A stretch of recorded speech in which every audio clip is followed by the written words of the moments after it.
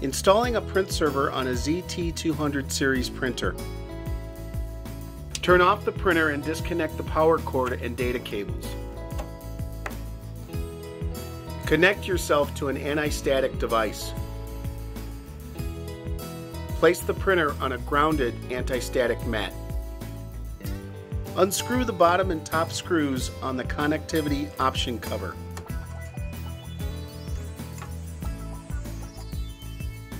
Remove the cover. Insert the Ethernet or wireless print server option card. Replace the screws.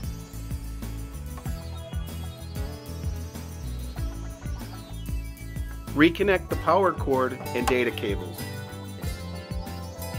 Turn on the printer.